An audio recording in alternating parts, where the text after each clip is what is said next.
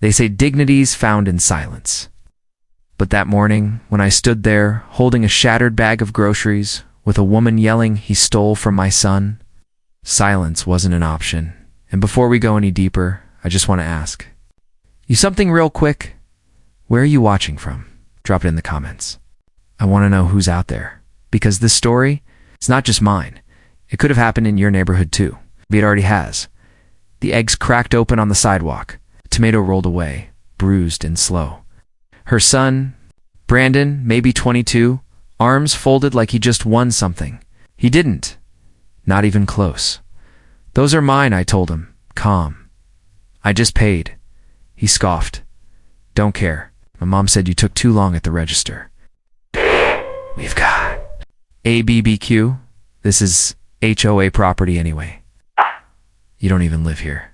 Karen behind him, platinum hair, oversized sunglasses, one hand on her hip. The other clutching her phone like it was a sword, said loudly, "He doesn't belong here. He's not from this community." Didn't matter who she was talking. Two, her voice was enough. That's how it always starts. Not with truth, with volume. Ma'am, I started. The first patrol car pulled up. Here's the part that stings. I trained that officer. 3 years ago. Taught him how to stay calm, read people, de-escalate.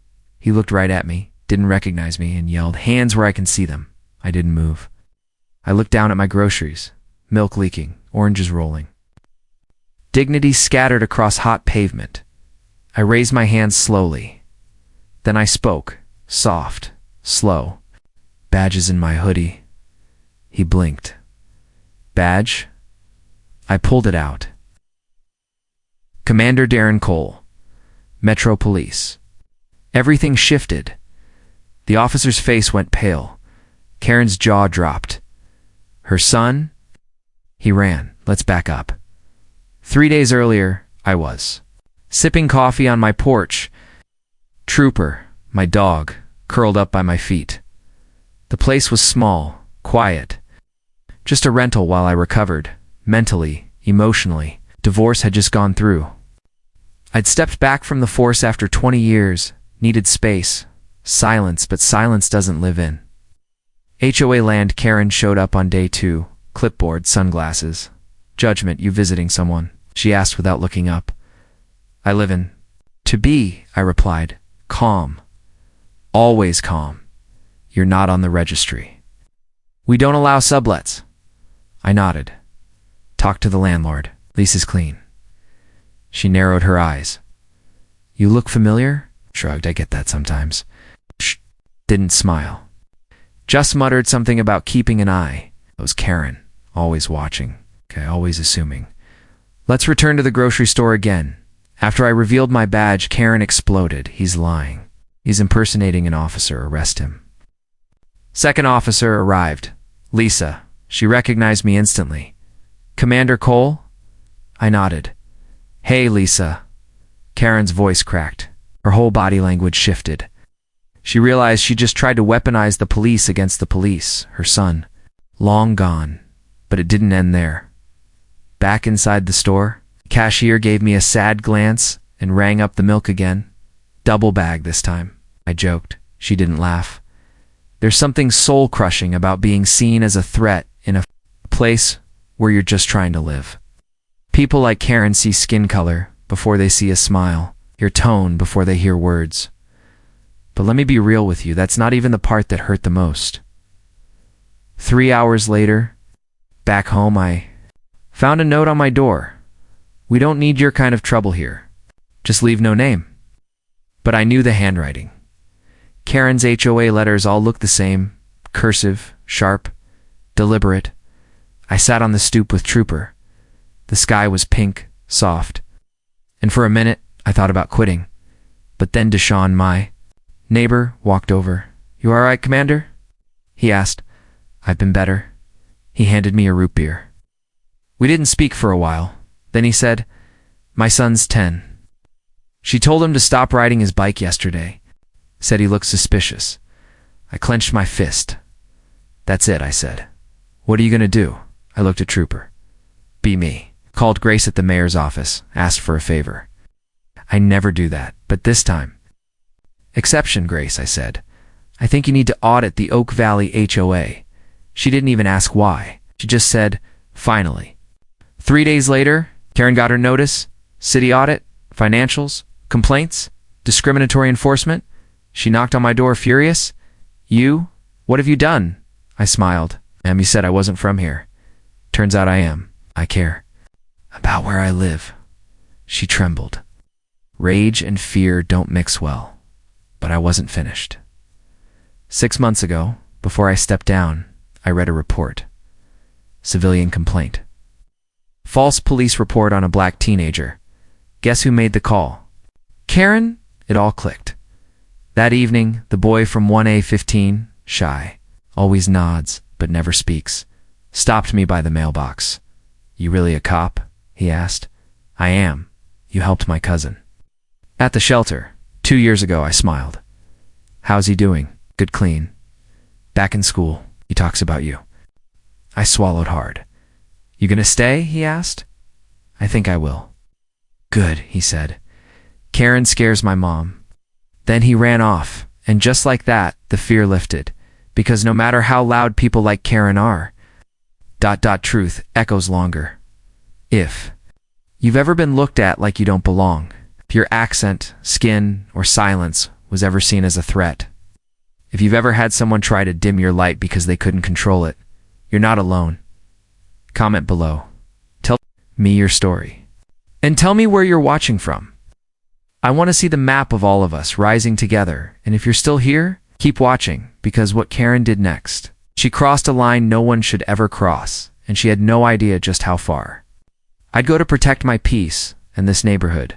Smash that like button if you believe justice should never be silent. Stay till the end, because this story, it's just getting started. When a snake feels cornered, it doesn't hide, it strikes. That's what Karen did next. 3 days after the HOA audit landed in her mailbox, things got quiet. Eerily quiet. Her clipboard patrols stopped, the newsletter didn't show. Up under our doors, the Facebook HOA group went dark. But that silence, it was the kind that hums before a storm. I got home from a shift late Thursday night. Not a police shift, just helping out a former colleague with community outreach at a local youth center. No badge, no gun, just stories and tired feet. As I reached my door, I noticed the porch light flickering. Strange I'd changed it. A week ago, Trooper growled low. That dog knows things before I do. The doormat was gone, door slightly ajar. I stepped inside slowly, flipping the switch. Nothing happened. Then cracked glass underfoot, my picture frames, my mother, my academy. Graduation, Trooper, as a pup, all shattered. They broke in. Nothing stolen. Nothing valuable touched. Just damaged. Just a message. They wanted me to feel small. That's how you know it's not about theft. It's about erasing someone. I backed out. Didn't touch a thing. Called a trusted tech from the force. Asked for a forensic sweep. Quiet. No official report yet. You sure? He asked. Not yet, I said. Let's see who's dumb enough to leave fingerprints. Next morning, Karen was on the sidewalk. Cropped jacket, oversized sunglasses. Holding a leash, dragging a tiny dog behind her like a prop. You look like you didn't sleep, she said sweetly. I said nothing. She smirked. Maybe you should have just moved out quietly like I suggested. My jaw tightened. She leaned in, lowered her voice. This isn't the type of neighborhood where people like you thrive, Darren. I took a step back. Not because I was afraid. Because I wanted to memorize her words. That wasn't a slip. That was venom. She walked away, unbothered. I could have filed a report right then. I didn't, because I knew something she didn't. That very morning, one of the HOA board members, Carla, a retired Army officer who'd kept quiet all this time, slid a note under my door. It read, I've seen what she does. I'm sorry. I'm ready to talk. I called Carla that night. We met at a diner, far outside the neighborhood. She looked over her shoulder twice before she sat. I hate being scared of a woman like that. She whispered, You're not the first, I said. She pulled out a folder. HOA complaint forms. Financials. Photos. You didn't hear this from me, she said. But her son Brandon, he's been harassing the Sanchez family for months. Graffiti, noise complaints. Once even slashed their tires. Police report they tried. But Karen got to the responding officer first, said they were undocumented. Told them to stay in line or else. I took a long breath. You think she knew about my break-in? Looked at me, she planned it. Carla leaned in. She thinks you're just a badge to destroy. She doesn't know you're a damn vault. I smiled. Thank you, Carla. This changes everything. 2 nights later, Brandon made his mistake. It was 11:47 p.m., I heard. Tires screech outside my building, screams, I ran out. A young woman, maybe 20, standing beside her car. Door dented, driver's side mirror hanging by a wire. Brandon was in the middle of the road, yelling, I told you to move. This is HOA parking. You don't live here. She trembled. I was visiting my grandma. She's in 3A. You're lying. You people always lie. That's when I stepped in. Brandon turned, eyes wide. Too late. I told you once. I said, you don't get to bully people in my neighborhood. He smirked, tried to walk away. Not this time, I added, showing him my badge. He froze. You're not even working tonight. He spat. I'm always working when there's injustice. He lunged. Trooper leapt between us. Before he could even get a word out, the patrol car pulled up. Not one of mine. New guy. Nervous, but the girl, brave girl, pointed at Brandon, still shaking. He threatened me. Said he'd call ICE. I'm a citizen. My grandma's been here 40 years. The cop arrested him. Karen came running minutes later, still in her robe. You're making a mistake. He's a good boy. He's never, ma'am. We have footage, the officer said. Because Carla had installed a hidden HOA camera weeks earlier and quietly forwarded the footage to the precinct. That's when Karen's voice cracked. She knew the tide had turned. But what came next? It nearly broke me. At 3:04 a.m., I got a knock on the door. A woman, mid-50s, shaking. Are you Commander Cole? Yes. She handed me a letter. This was taped to my son's locker. He's in 8th grade, he said. He said. Karen's son used. To threaten him, now other kids are doing it. I opened the envelope. Inside, a photo of me, crossed out in red. The words, watch your back, scrawled underneath. The woman sobbed. He said he doesn't want to go to school anymore. I clenched the paper in my hand. This wasn't just about groceries anymore, or noise, or HOA regulations. This was about infection. Fear. Something that spreads unless someone stops it. I walked down to Karen's house that morning. No badge, no anger, just presence. She opened the door, already on the phone. I'd like to talk, I said. She raised an eyebrow. About what? About how far you're willing to go. How far I already did. I handed her a sealed envelope. Inside, copies of the audit files, the footage of Brandon, the complaint history, and a statement from Carla. You can keep trying, I said, or you can step down quietly. She swallowed. And if I don't, I smiled softly. Then, I'll finish what I started, and it won't be quiet.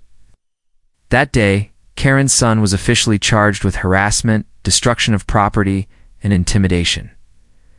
That week, Karen stepped down from the HOA board, citing health concerns. That month, Deshaun's son rode his bike freely again, and me stayed.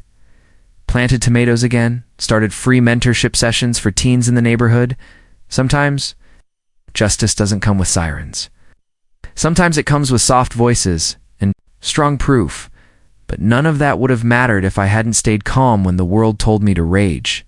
And to you, watching right now, if you've ever been threatened for being where you belong, if someone tried to intimidate you into silence, if you've felt alone, angry, or unseen, you're not. I see you. Drop a comment and let me know if something like this ever happened.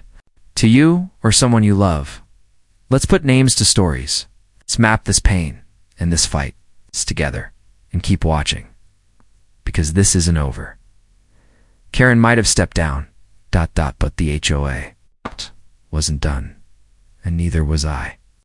There's a silence that hits after a storm. It doesn't feel like peace. It feels like something is watching, waiting. That's what the neighborhood felt like after Karen resigned. But the HOA, They weren't done. People like her don't operate alone. They cultivate followers. Quiet ones. Cowardly ones. People too scared to speak, but bold enough to act behind closed doors. It started with a notice taped to my door. Violation. Unauthorized pet. Failure to register with HOA. Fine. $250. Must be paid within 72 hours. Trooper's been registered. Since day one, collar, chip, everything, I ignored it. Day 2, another paper. Noise complaint. Barking after 10 p.m. Final warning.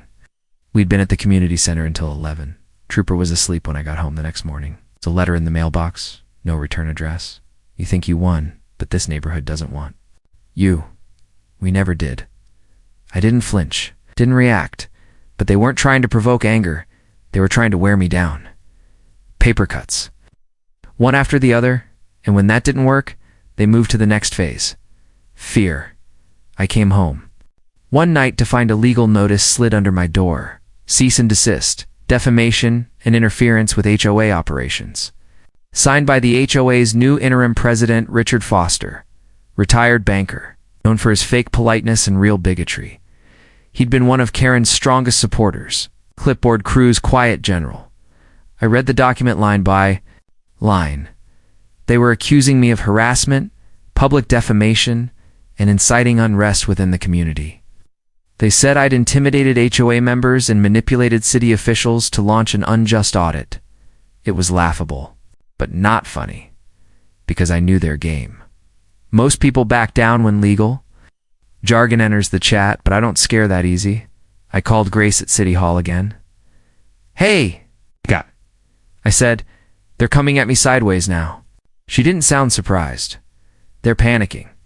The audit uncovered $18,000 in undocumented spending over the last 3 years. Someone's going to jail, Darren. Let me guess. Karen signed the checks, most of them. But Richard, he co-signed, of course. Want us to push charges yet? Not yet, I said. Let me play this my way. You ever notice that when corrupt people lose their voice, they try to take away yours? That weekend, I planned a small block. Barbecue. Open invitation. Just good food and good people. I hung flyers myself. No politics, no speeches. It's just neighbors getting to know each other without fear. And right before it started, city inspector showed up. Noise permit violation, the grill hadn't even been lit. I walked him to the sidewalk, calm and firm. Sir, I said, this is a social gathering under 25 people. No amplified music. All within ordinance. He looked around, smelled the tension. Then he said, look off the record. They're trying to drown you in red tape. I nodded. Thanks for being honest. I shut down the grill. Instead, I picked up a cooler and walked door to door, handing out root beer and burgers. 1 family. Then 2. Then 5. By sundown, the sidewalks were full. Kids playing, dogs barking, music playing from phones, laughter, no loudspeakers. No permits needed, community no board required. That's what scared them, because I didn't fight like them. I didn't scream. I didn't threaten. I built. And then they made their final mistake. They tried to go after my job. An anonymous complaint was sent to Internal Affairs at Metro Police, said I'd used my badge to influence an HOA investigation. For personal revenge. Claimed I'd escalated racial tension in a community I wasn't even a legal resident of. They used my own service. Against me, the review board called me in. It was cold in that room. 3 officers I'd worked with, 1 I'd mentored. They laid out the complaint. I didn't blink. I pulled out a binder, labeled tabs. Every incident, every letter, every HOA regulation. Witness statements, photos, even Brandon's charges and history. Then I handed over a flash drive. Security footage, all legal. Silence. One of the officers leaned back. Why go through all this, Darren? Because it's bigger than me, I said. If I let them do this to me, what do they get away with when nobody's watching? The board cleared me of all wrongdoing. Unanimous. The next day, the HOA Facebook group vanished. Every post scrubbed. Public pages. Locked. because I wasn't alone anymore. Carla had been quietly flipping votes inside the board. She recruited 2 new residents to run in the next board election, both women of color. Both tired of the silence, the change was coming. But before the vote even happened, Richard Foster came to my door. In person, gray blazer, folded hands. Forced smile. "May I come in?" he asked. "No," I said. He cleared his throat. "We'd like to settle this quietly." "There's nothing to settle." His mask cracked for just a second. "You've made a lot of enemies, Darren." I stared him dead in the eye. "No, I exposed them." He tried to smile again. "If you drop the audit charges, they're not mine to drop. We can make the complaints disappear."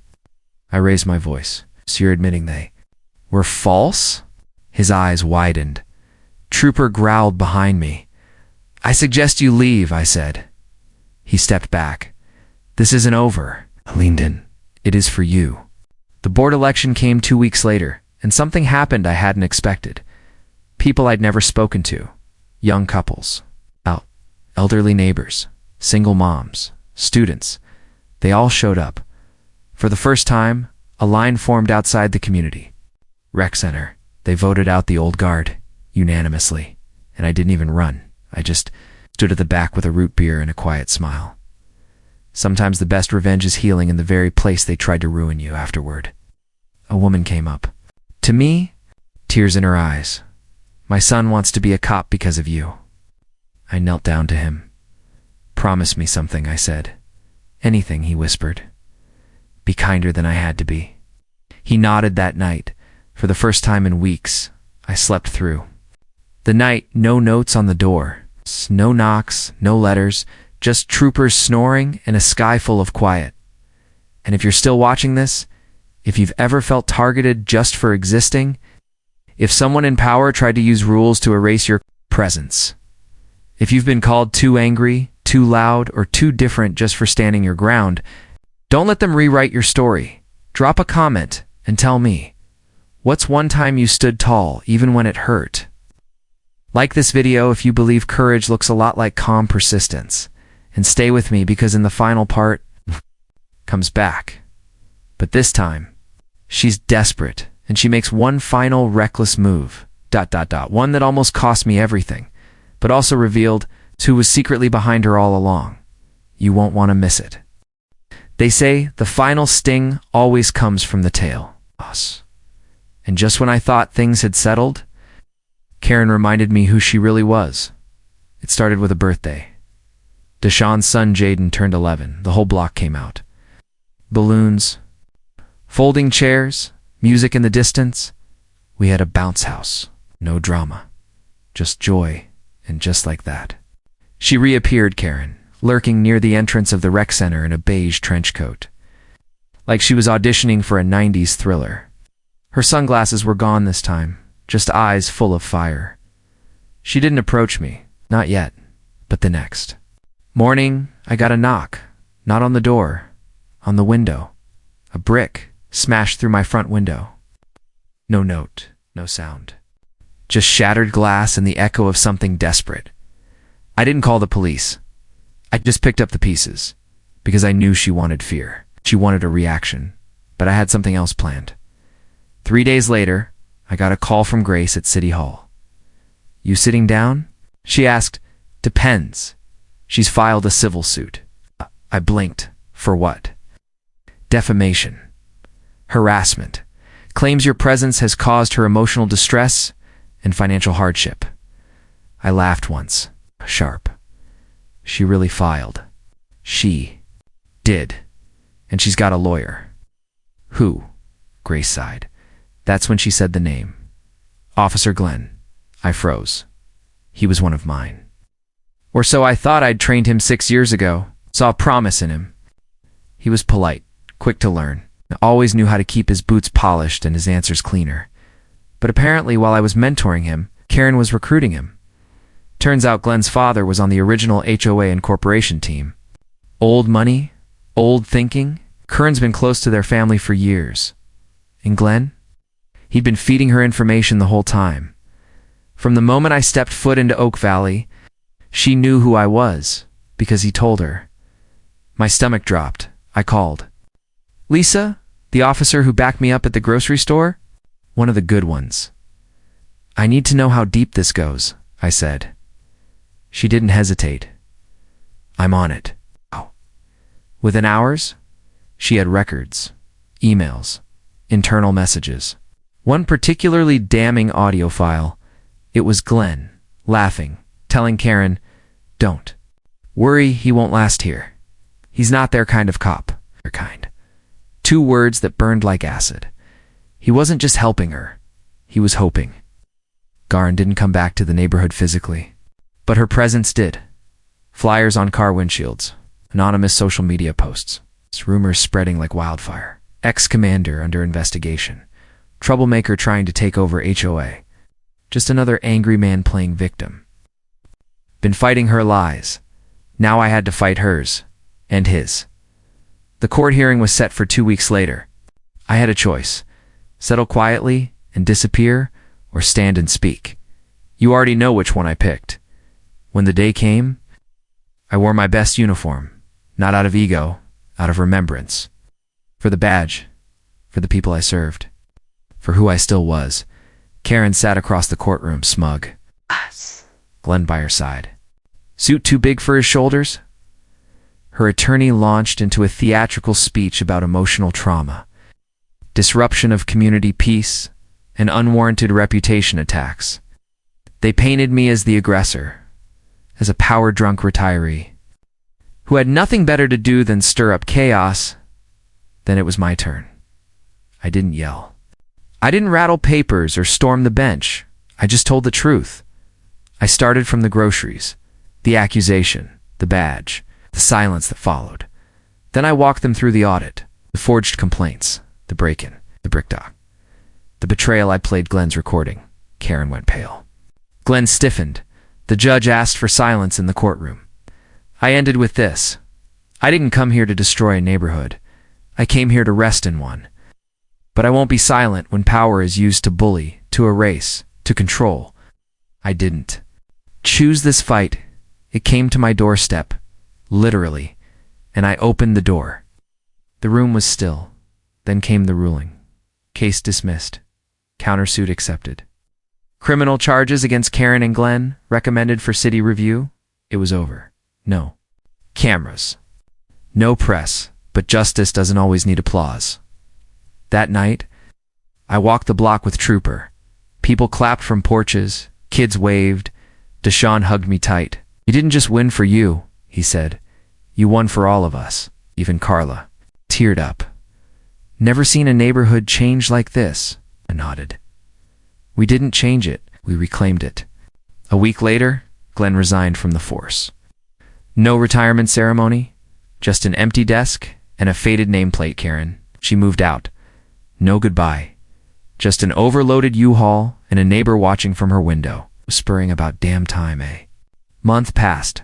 The air felt different. The new HOA board held their first meeting in the open.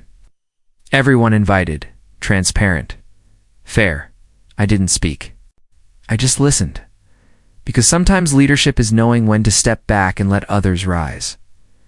Jaden rode past on his bike, no helmet, laughing loud. I let it slide just this once. A kid ran up to me with a crumpled drawing. It was me, in a cape. Badge shining.